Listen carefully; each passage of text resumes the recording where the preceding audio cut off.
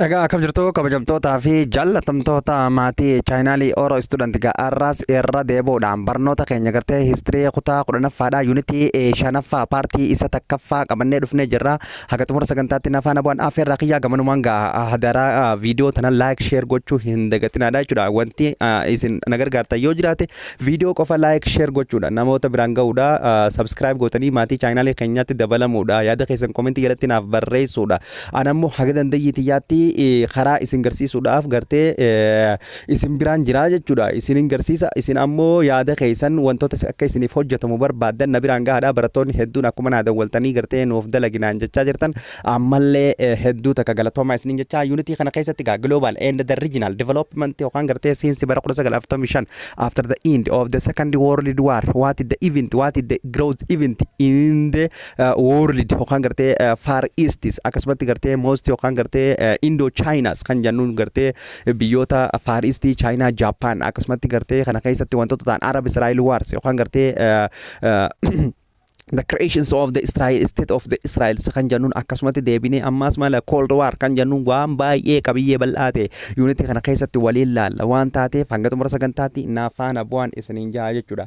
Kanaaf gartee kan gartee 5.1 irraa eeguun fi kaanuu the United Nations organizations formations of missions principles and the achievement yookaan after the end of the second world war kan jennuun one of the great consequences yookaan gartee long consequences yookaan bu'aan waraana addunyaa wanti eventiin guddaan yookaan gartee consequences waraana addunyaa lammaffaan booda argame bu'aan guddaan maal jechuudha the establishment of the United Nations organization yookaan UN dhaabbachuudha. It is replaced by the League of Nations kan jennuun kan first world war irratti bara 1910 gartee hundeeffame san bakka bu'ee maal dhaaban amma United Nation League of Nation maal bakka buusanii jechuudha. United Nation dhaabuun isaanii achievementii tokko jechuudha. Inni kun this is United Nations organizations yookaan gartee organization yookaan gartee gurmaa'insi United Nation kun is a formations of emergency principle qaba yookaan gartee formation fi akkasumatti mission yookaan imaammata qaba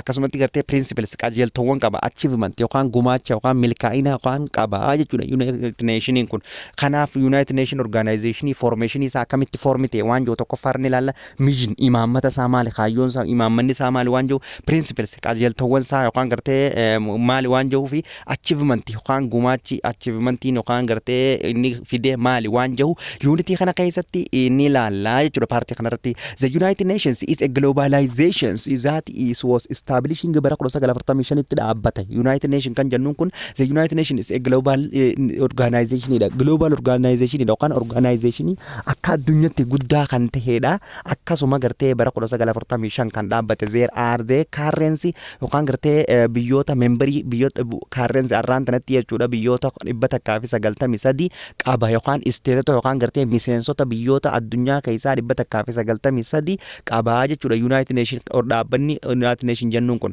the United Nations is emergency to operations yookaan gartee operations and the driving by the global and the idea of the outlaid in it is a found of the charter qaba yookaan gartee United Nation kun mission yookaan imaammanni isaa yookaan operation inni gaggeessu are driving by the goalii qaba yookaan gartee kaayyoo qaba yookaan imii qaba goal oguniif jennu jechuudha.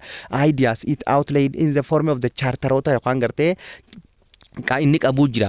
Kanaaf the predecessors of the United Nation kan jennuun yookaan United Nation dura akka addunyaatti organization kan ture yookaan gurmaa'inni ture maali League of Nation dha which is existing bara 1926 haga bara 1946 kan ture kana jechuudha. And is a failed inni qofa achievement yookaan milkaa'ina guddaa fiduu hin dandeenye. League of Nation maali gumaacha guddaa fiduu hin dandeenye. It is a most of the fundamental goal of the preventing another global war ittisuudhaaf yookaan gartee after the end of the first world war boodega waraanni addunyaa takkaffaan xumurame booda League of Nation hundeessuun isaanii sun yookaan gartee it is to restrict yookaan preventing yookaan gartee another conflict of the world fiduu hin dandeenye yookaan waraanni lamata deebi'ee addunyaa keessatti akka hin mul'anne ittisuu hin dandeenye yookaan capability hin qabu yookaan dandeettii hin qabu waan taateef inni sun waraanni addunyaa lammaffaan dhufuu danda'ee jechuudha. Gartee inni sun waraana dhaabuu dadhabuu irraa kan ka'e jechuudha. Kanaaf League of Nation amma maal bakka buusanii United Nations waan jennuun bakka buusanii jechuudha. jechuudha. The League of Nations is has served the weaknesses that is finally lead to the yookaan gartee deemsi yookaan gartee League of Nations maal qaba weakness qaba yookaan gartee dadhabina qaba maal waraana gartee dhufu ittisuu irratti dadhabina qaba. Kanaaf among those first ones was the inability of the world most of the powerful governments to join the league, most of the notably United States jennaan jechuudha. Kana keessaa takka yookaan gartee those first ones of was this inability dadhabuudha yookaan gartee inability of the world most of powerful government mootummaan jabaan akka addunyaatti jabaate yeroo san keessatti League of Nations tanatti seenuu dhabuudha yookaan gartee the United Nations it is not one it is not member of the maal jennaan jechuudha League of Nations miseensa League of Nations it is not ratified jennaan yookaan gartee mirkaneessuu hin dandeenye hin barbaanne hin seenne kanaafuu biitti paaworii guddaa akka addunyaatti qabdu League of Nations keessa seenuu dhabuun siidha gurmaa'ina kana keessa seenuu dhabuun siidha jechuudha maal hanqina yookaan gartee dadhabina akka isiin qabaattu isii taasise.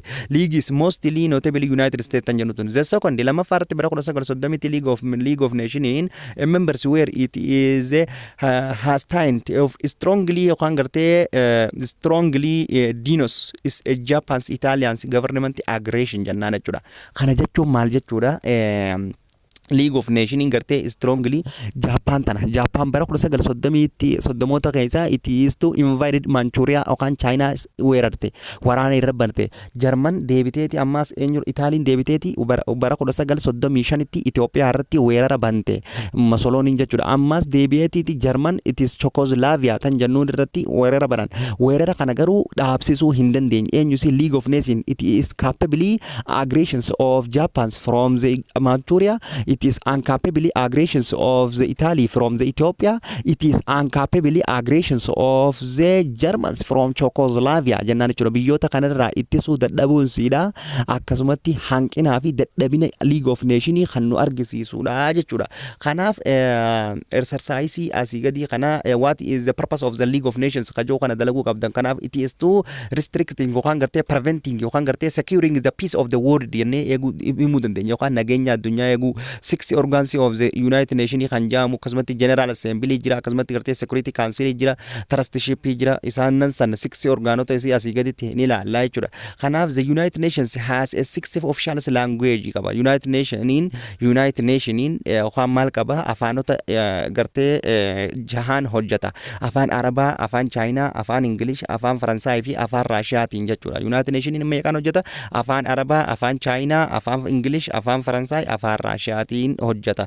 Five of the official languages were choosing when the United Nations was founded. The League of Nations is permanently members of the Security Council plus is French, which is officially the language of the largest members of the nations in the time.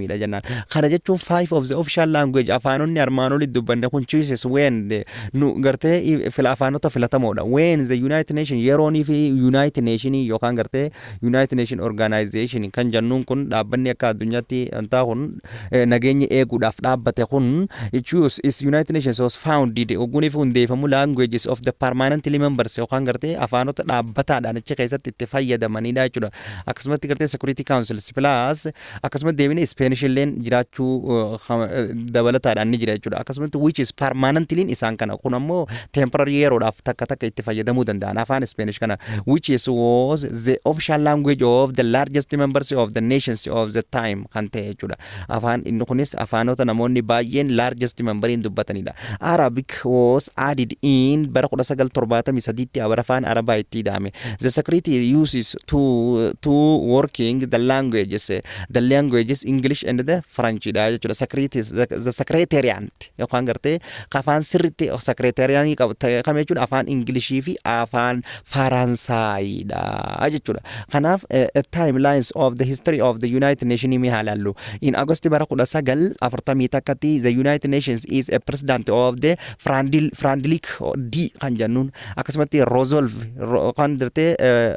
it kan jennuun akkasumatti gartee the British Prime Ministers of the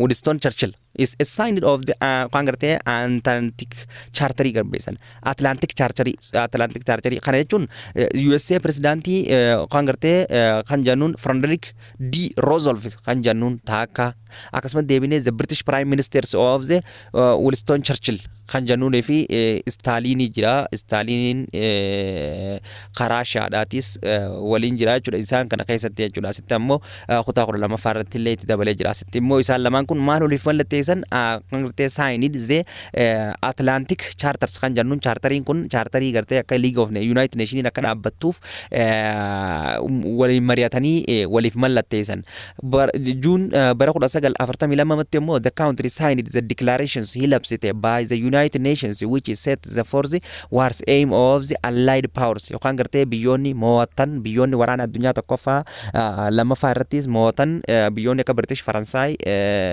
akkasuma Amerikaan maal labsanii jechuudha United League of Nations tanarraa gara United Nations akka ceene United Nations dhaabnu jaaniiti declare godhan nations which is the further to the aim maaliitiif jechuudha aimiin isaanii allied poweronni declare godhudha yookaan United Nations at this time yeroo masanitti name of the United Nations was organized yookaan gartee originally maqaa United Nations dhaabbata nageenyaa fi tasgabbii biyyoota addunyaa eegu jaanii haga arraan tanaatti bara 1945 dhaabbate League of Nations itti tajaajilamaa jira jechuudha addunyaan October and akkasumatti December bara 1943 tti the idea of the United Nations yookaan yaanni yookaan gartee United Nations jedhu founded ni hundeeffame experience the declaration signed waliif mallatteessanii akkasumatti gartee the conference in the Moscow and the Tehran fi Moscow after the end of the second world war conference yookaan gartee nageenya addunyaa buusuudhaaf tattaan conference hedduu jira kanneen akka conference Moscow kanneen akka Tehran kanneen akka gartee Czechoslovakia kanneen akka Casablanca jechuudha kanneen akka Casablanca da kanneen akka gartee post damida kan jennuun jira kutaa 12 keessatti kanneen akka gartee ibaratan san gara fuula duraatti jechuudha isaan kanarrattis maal kaasanii yaanni gartee United Nations kan jennuun kun akka gartee dhaabbanni nageenya addunyaa eegu akka dhaabbatu kaasaa turanii jechuudha September ammas bara 1944 tti USA British Soviet and the Union amma British ka USA da kan gartee Roosevelt kan gartee kan normati D kan jenneen Roosevelt D kan gartee Frank Roosevelt D kan jenneen Franklin D Roosevelt kan jennuun British Prime Minister isa dabartee Winston Churchill jechuudha isaa fi akkasumatti gartee Stalin kan jennuun ammoo ka Soviet isaanan kun bara 1944 tti maal fidan jechuudha Chinese representative big four yookaan gartee biyyoonni gurguddoon afur China dabalatee ammas Smith and the Dumbarton and Oaks in Washington bika jannutti magaalaa biyyoota Amerikaa keessatti jechuudha biyya in August and drafted godha yookaan chartera yookaan dhaabbatu League of United Nations kana chartera isaa kana lafa kaayan eenyu isaan jechuudha British akkasumatti USA kan jennuun jedhu Francis D Roosevelt kan jennuun Prime Minister Winston Churchill kan British fi akkasumatti gartee Stalin kan China ti kan Soviet fi Russia da fi kan China da representatives bakka bu'uudhaan big four biyyoonni gurguddoon afran kun bakka bu'uudhaan about the maal godhan jechuudha at Dumbarton bika jennuun Oaks in Washington is into place ida iddoodha yookaan bikka isaan itti ta'an Dumbarton Oaks in Washington Amerikaa jechuudha Washington DC kan jennuun sanarraan tana jetti August keessatti draft godhan yookaan gartee waa'ee chartera League of United Nations kana lafa kaayyatanii jechuudha bara 1950 tti nations representing gartee San Francisco tan jennuun tun gartee conference that is to end tagootedha jechuudha the establishment of the United Nations da yookaan gartee bikki isaan itti xumuran San Francisco tunis Amerikuma keessatti Charters of United Nations yookaan gartee Charter of United Nations da tan itti kaayyatan isiidha jechuudha Poland was not represented Poland became bune at the conference kanarratti battawle signed the charters is bringing the total of the original gartee signators yookaan biyyoonni 50 fi takka irratti hirmaatuudhaan conference gartee San Francisco tanarratti akka United Nations dhaabbattee hundeeffamtu murteessanii jira laal processa kana keessa deemaa dhufte adeemsa kanarratti jalqaba irratti eenyu waliin marate USA presidentiidhaa fi akkasumatti gartee kan British gartee Winston Churchillitu waliin mari'ate chaarchara kana ni dhaabna jaanii bara kanattis deebaniiti akka isiin dhaabbattuuf allied poweridha wajjin biyyoota waraana addunyaa lammaffaa bootanii wajjin akkaataa irra walii galan akkamitti gartee dhaabuu dandeenya osoo waliin mari'ataa dhufanii bara 1943 akkasumatti gartee Teheraanii fi gartee Moskootti akkasumatti gartee bara 1944tti waliin mari'ataa turan kan Britishii fi Chaayinaa biyyoota afran for bigin akkasuma bara 1945tti irraa dhumaattee akka dhaabbattu taasifamtee jechuudha. Eenyusi League of Nations Unite of Nations jechuudha. Akka waan kun wal harkaa isin doone League of Nations after the end of the First World War dha. Kun ammoo after the end of the Second World War the establishment of the United Nations organizations kan jennuun dhaabbatee jechuudha. Kanaaf gartee the United Nations has a four main goal qaba. Yookaan gartee United Nations kun wanni inni dhaabbateef objective isaa kaayyoon isaa main goal oguu jennu objective jechuu dandeenya. Karaa biraatiin aim jechuu dandeenya. Yookaan gartee kaayyoo isaa jechuu dandeenya. It is maintaining international peace nageenya addunyaa eeguu security eegumsa nageenya addunyaa fostering friendly relationship among the nation biyyoota gidduutti gartee hariiroon akka saayibummaadha yookaan akka isaan gartee walirratti hirkatanii gartee hariiroo daldalaati walitti hidhamanii relationshipiin isaan gidduutti akka uumamtu godhuudhaaf akkasumatti gartee collaborating in the resolutions of the international economy gartee maal jechuudha collaborate the resolutions of the international economy gartee akka inni gartee guddatuuf jechuudha socially haala gartee hawaasummaa culturally haala aadaa humanitarian problemii rakkoowwan gartee ilma dhalaa ilma namaa irratti gahan hunda solve godha to promote ni guddisa the respecting of the human rights mirgawwan dhala namaa akkasumatti fundamental freedom mirgawwan gartee bilisummaadha akkasumatti gartee and the protecting of the earth environment addunyaa teenya protect godhee waarirraa conflictirraa walitti bu'insarraa afaan gartee akka isaan biyyoonni walitti cimanii michummaa akka jabeessan godhuudhaaf eemiiwwan isaa kaayyoon isaa isaanan kana jechuudha. Kanaaf the essential principles of the underlining the purpose of the functions of organizations are jennaan essential purpose oguuniif jennu yookaan bu'aan barbaachisaan essential barbaachisummaan isaa guddaan kaayyoon isaa guddaan objectivin isaa guddaan aimiin isaa guddaan underlying the purpose of the functions of organization kana the United Nations is based to on isaanan asii kana jechuudha. Kanaaf the United Nations is based on the sovereignty of the quality of the member eeguudha. Lalgarte quality of the member gartee biyyoonni hundi akka walqixa ta'anii ilaalaman disputes are to the settled through the peaceful means yookaan gartee disputes wal dhabdee karaa nageenyaatiin furuu yookaan gartee conflictidha karaa gartee resolutionidhaatiin karaa gartee mediationidhaatiin karaa gartee jidduu seentummaatiin jechuudha furuudha akkasumatti gartee its members are to refrain from the treaty or use of the forcing in the violations of the United Nations purposeidha jechuudha gartee bikka didde bikka yookaan gartee refrain from the treat gartee treat godhan or the use of the force humna fayyadaman waraana qaban yookaan gartee yoonii fi gartee ati nageenya addunyaa keessatti gartee dhiibbaa fidu taate humna fayyadamuudhaan gartee violationiidhaan nageenya fiduu danda'anii jechuudha gartee nama nageenya addunyaa cabsa jechuudha. Each of the members of the must assistance organizations in any enforcement of actions it is taken under the charters and non-interventional it is a matter considering within the domestic authority of any state ida gartee akkana ja each of the members of the must memberonni gartee isiidha kun assisting organization kana keessa kan jiran assisting organizations any enforcement of action yookaan gartee gocha dirqisiisoodha enforcement of action kan jennuun it is takes under the charter kana jalatti kan kaa'ame or non intervention ida yookaan gartee seenuu dhabuudha eesi jedhutti it a matter of considering within the domestic authority laal kana jechuun amma fakkeenyaaf domestic internationally wanta maal jechuudha United Nations it is not affair yookaan gartee it is not interfere the affairs of the interior party of the country jennaan jechuudha dhimmoota keessoo biyyaa irratti hin xiyyeeffattu amma fakkeenyaaf haafronno Oromoodhaa fi Abiy jidduutti yoodii fi gartee biyyaa fi keessoo biyyaatti probleemii yoo dhufe mootummaan wal naannootii fi federaalaa jidduutti hin seenan maaliif internationally malee dhimmoota keessoo biyyaatti amma fakkeenyaaf Eertiraa fi Abiy yookaan Eertiraa fi Itoophiyaa jechuudha yookaan gartee Isaayyaas Afwerqii fi Abiy yookaan gartee akkasumas Somaaliyaadhaa fi Itoophiyaan yoonii foolii dhufan malee keessoo Somaaliyaa yookaan keessoo Eertiraa na ummata jidduutti yookaan gartee mootummaa keessoo biyyaa gadi buutu biyyootaaf biyyoota malee jechuudha. Kanaaf kana jechuudha. Kanaaf the structures of the United Nations kan jennuun structure isaa qarreeffachuu walitti nu gaafata sun isaan nan kana jechuudha. Isaan nan kana qaamonni isaa gurguddoon jechuudha. The six main organs of the United Nations kan jennuun takaffaarratti General Assembly jira, akkasumatti Security Council jira, akkasumatti gartee the Secretariat jira, akkasumatti deebinee maaltu jira jechuudha. Trusteeship Council jira, International Court of the Justice jira, akkasumatti the Economic and the Social Councils kan jennuun kun hundi all of the members of the maal jenna jechuudha, members of the League United Nations, members of the United Nations, members of the United Nations jennaan. Hayyee amma fakkeenyaaf General Assembly haalaallu jechuudha.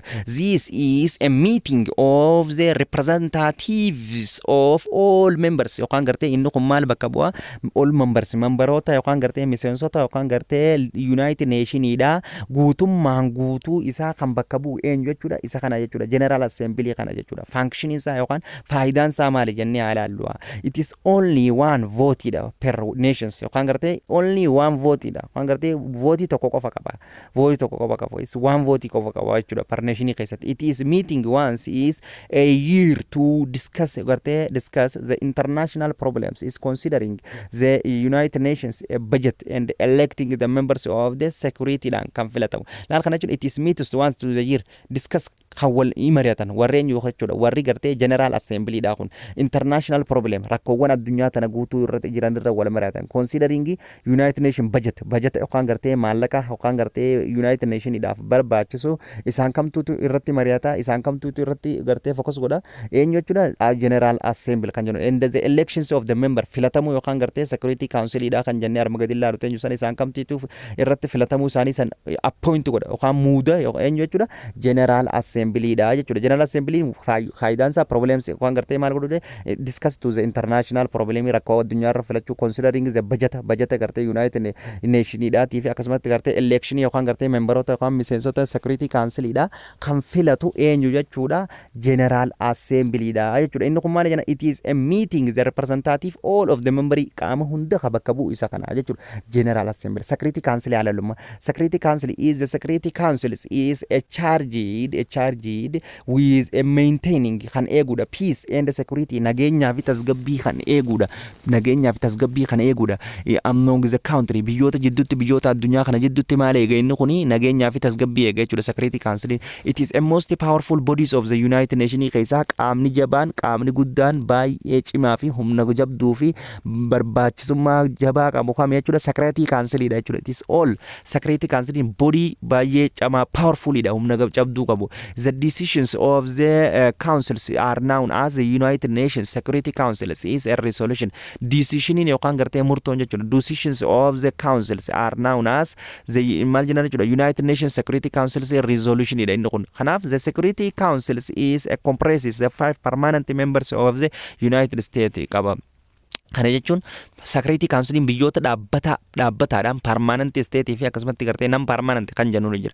Permanent state fi non permanent kan jennuun jira. Garuu ammoo biyyoota dhaabbataadhaan hirmaannaa jabduu as keessa qaban eenyu qaba jechuudha. Biyya Ameerikaadha, British akkasumatti gartee Faransaay, Raashiyaadhaa fi Chaayinaan biyyoota baay'ee barbaachisoo ta'anii hirmaannaa guddoo fi akkasumatti dhageettii guddaa Security Council keessatti qaban biyyoota kanaa jechuudha. Permanent countries kan jennuun and 10 non permanent members kan jennuun jira. Ammas 10 number anamti amma biyyoonni 5 waliigala 15 qaba 5 waliigala 15 qaba 5 kun biyyoota dhaabbataa jiraatanii kun ammoo biyyoota temporary year of tajaajilanii jechuudha who are electing for 2 years by the General Assembly dhaan muudaman yookaan filataman waggaa lamaan jijjiiraman isaan sun ammoo biyyoota hurnaan san kan fedhan girootanii jijjiiruu danda'an jechuudha. Permanentiin ammoo biyyoota 5 kana biyyoonni dhaabbataadhaan miseensummaa gahee guddoo Security Council keessatti qaban.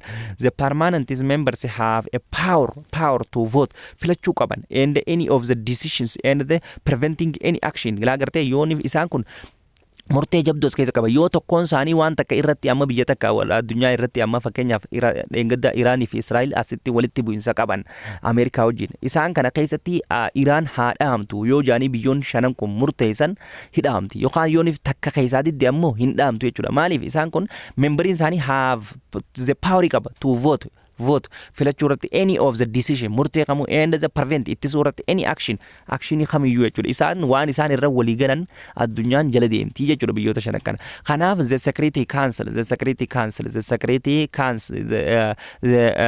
Secretarian kan jennuun alaallu Secretarian kan jennuun Secretarians is headed by the Secretary-General and this is consisting of the many employment hojii baay'eef keessa qaba inni kun hojii baay'ee hojjeta. The Secretary-General is due to the including the helping the resolving the international dispute inni kunis rakkoowwan addunyaa wal dhabdee dispute furuudha addunyaa irratti administrating bulchuudha peacekeeping operations nageenya addunyaa eeguudha akkasumas organization international gartee conferences yookaan gartee maal jechuudha organize godhuudha yookaan gartee tokkoomsuudha yookaan gartee maal international conference adda addaa akka addunyaatti akka taa'amtu gathering information walitti qabuudha on the implementations of security councils yookaan gartee hojiirra oolmaa implementations of yookaan information hojiirra oolmaa yookaan gartee security councilidha san decision yookaan murtoo isaan kannan san information san walitti qabuudha gathering informations on the implementations of the security gartee council decision murteewwan isaan kannan san gartee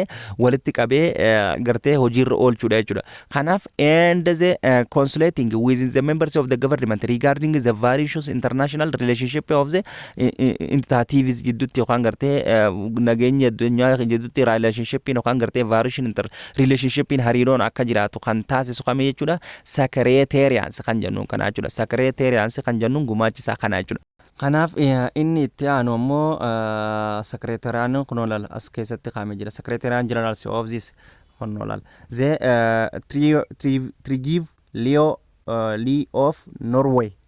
Bara 1946 haga bara 1952 jechuudha. Dag agartee Hamarkijor and of Sweden kan jennuun akkasumatti tant of the Myanmar Burma tan jennuun biyya Burmaadha. Akkasumatti Kurt Olwedim of Austria kan jennuun Jever Prince and Jever Prince D Kuller of Peru kan jennuun Botors Chill of Egypt. Akkasumatti gartee Kofi Annan of Ghana. Akkasumatti gartee Ban Ki-moon of South Korea. Antonio Guterres of the Portugal ra jechuudha. Isaan kun maal jechuudha hoggantoota yookaan gartee liideroota maqaa isaaniiti maqaa warra jarreen kana dubbisattillee namatti ulfaate jechuudha. Give Leo of Norway ra kan bara 1946 haga bara 1952tti isaan bulchaa ture jechuudha. Eenyu sekreteriyaanii kana hogganaa kan ture Dag gartee Hamarkijord kan jennuun of Sweden irraa Lieutenant of Myanmar jennaan Lieutenant of Myanmar laalme maqaa Burma irraa biyya Burma irraa bara 1960 bara 1960 takka haga bara 1970 takkaatti Kurt yookaan gartee Waldheim of Austria irraa bara 1970 takka haga bara 1980 takkaatti Javier Perez D kan jennuun Kuller of Peru irraa laal. Akkasumatti gartee bara 1918 haga 90 takkaatti haga ammaan tana Antonio Guterres kan jennuun kana jechuudha. Kanaarra hojjaa maqaan Antonio Guterres of the Portugal kan jennuun kun hanga ammaan tanaatti seensi hanga jaana bara 1917 haga kitaabni kun maxxanfama haga irraatti illee kabulchaa jiru jechuudha. Isaa kana jechuudha. Kun amma hoggantoota isaaniiti siifime sekretariyaanii jechuudha. Kanaaf the trusteeship councils aimed at helping country amma katti aanu maali trusteeship council ida. Trusteeship councils is aimed at helping to countries nu gargaara biitti takka akkam akka taatu helping countries under the foreign rule amma maaliif kanneen maqaawwan asii olitti kaayaman kana wanni qormaata irratti si gaafatu sun jiru beekumsumaaf jecha malee akka dhageettee yookaan gartee argituuf jecha malee maqaa kana wanni akkas jaamee si gaafataman jiru especially si gaafatamellee ammaan tana bulchu jiru kamijee isa kana faafii danda'a malee maqaawwan kana bara kanaaf kana jee wanni akkasitti dilas fankishinuma isaanii adda baafachuudha. Qaaman ja'an maal trusteeshipii maal dirga international council justice maal jedha general assembly maal dirga secretariat council maali qaaman kana maali yookaan gartee fankishiniin yookaan gartee faayidaan gochi isaanii maali United Nations keessatti jettee adda baafachuudha dirqamni jechuu kana. Kanaaf trusteeshipii council maali mee amma fakkeenyaaf bu'aansaa yookaan gartee faayidaa wanni inni dalagu maali jennee ilaalla jechuudha. Councils aims to helping nu gargaara country biyya takka under foreign ruling attaining the independence biyya takka biyya koloniidhaan qabamte takka amma fakkeenyaaf gaafa Itoophiyaan koloniidhaan Itaaliin nu qabdu jechuudha. Gaafa Itaaliin nu qabdu bara 1940 takkatti hogguunii fi Itaalii waraana addunyaa lammaffaa irratti hooftu nuti Itaalii nurraa baqattee mire nurraa kunaan eenyu jalatti liiga United Nations eenyuun nu kanne Britishin nu kanne biyya akkasitti gartee under foreign rule biyya gartee biyyoota alaa jalaa baate kolonii hogguusan jalaa baate wayif bulchuu dandeessire organizationii bureaucracy of government caaseeffamu mootummaan hin jiru hojjettoonni hin jiru kun hin jiru mire haga hangi kun sirreeffamuuf jaaniiti United Nations biyya biraatti nu kannee biittee akka bulchitu godha jechuudha. Kanaaf gartee ruling attaining independence gartee eegar attaining independence eegar gartee foreign san jalatti function isaa maali jechuudha. Biyya bilisummaa argatte takka biyya kolonii irraa jalaa baate takka bulchuu jechuudha. Karaa gabaabaa akkana qabachuudha wanni isin barbaachisu. 11 such as countries comes under these systems after the second world war. Kana ja 11 such as a country gartee biyyoonni such as country come under these systems after the second world war booda khallaf khame jechuudha. Bara 1994 all trust gartee territories daangaawwan gartee bilisummaa argatan kan trusteeshippiin gartee bulchusun had attaining independence warra argatan sani eenyurraa biyyoota koloniirraa the last to do was pull kan jennuun jechuudha. The last to do was plow kan jennuun jechuudha. Kana jechuun biyyoonni kun hogguunii fi gartee bilisummaa yookaan gartee firiidamii biyyoota alaarraa yookaan biyyoota kolonii isaan qabamterraa argatan bilisummaa egaa argatan booda kallattiidhaan if bulchuu waan hin dandeenyeef biyyoota biraa kan gartee isaan san koloniin hin qabatin amma nuti Itaaliin nurraa ka'e Itaaliin nun kannine Itaaliin nurraa kaanaan bara 1940 fi 5 Itaaliin 1940 takka Itaaliin hogguu nurraa kaatu eenyu fidee bakka buuse jechuudha. United Nations British akkasi koloniin hin qabattu sirrumatti maaliif caaseeffama keenya nu mujjeestee numa hojii bulchiti mootummaa godhanii Haile Sillaasee aangoo deebisaniiti akka gartee ibcimsu godhanii haga bara 1940 fi toora haga 50 fi wayii kanatti illee biyyoota akka Ogaadanii fi akkasumatti gartee Eertiraadhaa jala turanii jechuudha. 54 hanga 50 takkatti jechuudha. Nu hojii turanii eegas booda suutaan akkasi bahanii jechuudha. International Courts of the Justice kan jennuun jira ammas kunoof bu'aansaa maali? This is International Courts of the Justice is the principles of the maal jenna jechuudha. Judicial organs of the United Nations. Inni kun maali? Judicialidha. Haqummaa eeguudhaan asumarraa beekuu dandeessa. International Courts of Justice in jennaan maal jechuudha? Inni judicialidha. Kan gartee murtee haqaa ta'e justice of the it is the principles of the judicial murtee kan kanudha jechuudha. Organs of the United Nations keessatti jajiidha yookaan gartee waan takka murteessuu haqummaa haqa tokkummaa eeguu keessatti jechuudha. Koortiidha akka mana murtiitti. This is set of the courts of the isaa qaba jechuudha. Biiroo isaa qaba the Hague kan jennuun biyya Hague biyya seenaa jechuudha. Heegu tan jennuun akkasumatti gartee Neezerlaandi keessa magaalaadha isin tun magaalaa Heegu yookaan gartee Heegu jennaan afaan isaaniitti beeke. Kanaaf Ingiliffaadhaa miti maqaas afaan biyya isaaniitti eessa keessa Neezerlaandi keessatti eessaa qaban jechuudha. Neezerlaandi keessaa qabanii jechuudha. Maal koortii yookaan biiroo mana murtii isaanii jechuudha. Eenyu isaan International Courts of Justice kan jennuun jechuudha. Kanaaf composite of the 15 judges qaba yookaan gartee elected by the General Assembly dhaan filatamaa jechuudha. Kunis jajiiwwan yookaan gartee murteessitoota 15 qaba. San keessaa isaan kana eenyutu isa fila? Appointment jenneen. Faayidaan General Assembly dhaa maali jenneen? Guu jalqaba ilaalu. Appointment jenneen. Akkasumas deebinee Security Council maali jenneen? Peace and Order jenneen. Akkasumas trusteeship maali jenneen? Akkasitti faayidaa isaa qabachuudha. General Assembly maali? Appointmentidha. Muuduudha. Qaamman kana hunda gartee trusteeship International Court of the Justice keessatti qaamni innummaas gahee guddaa olaanaa qabu akkasuma wajjin kam security council sanii jechuudha. Innummaan sunummaas eenyuun muudama general assemblyidhaan muudamaa jechuudha akkasii jechuudha. Kanaaf kanatti aansee kan jiru immoo the economic and the social council jira. Kana jechuun economic and the social council assisting the general assembly in the promoting guddisuudha international economy diinagdee addunyaadhaa guddisuudha inni kun ammoo it is assess general assembly is promoting international economy guddisuudha and the social corporations and the development yookaan gartee tokkooma yookaan amma kun maal jechuudha haaluma maquma isaarraa the economic and the social council maal jechuudha international economy guddisuudhaa fi ummata socially akka gartee corporate akka gamtooman akka tokkooman godhuu isaaniiti jechuudha maqaawwan laal jararee farmoolik keenya san jechuudha maqaawwan kun maal jechuudha isaan kana jechuudha dandeenya jechuudha as boodaan ammoo kan jiru maaltu jira kan jiru maal jechuudha exercise kana exercise which one of the following is a country does not have vote the powers in the United Nations Security Council keessatti gartee power tan qabne takamija power which one of the following countries does not have vote tan qabne filachuudhaaf power tan qabne tamija German USA Russia Britain maal jettanii yaaddameesin as keessatti tam jettanii yaaddan jechuudha. Kanaaf isaannan kun USA, Russia, British tan jennuun, Faransaay tan jennuun, China tan jennuun vootii guddaa kan qaban. Eenyu jechuudha duuba tanaafu kana tahaa jechuudha Jarman jechuudha. Kanaaf the total signatories of the United Nations charteroonni meeqatti jedhama. Charters warra kaan sambaan jechuudha. Tana taatimoo 63 taatimoo tana taatimoo tana taati. Kun miseensota ammaati.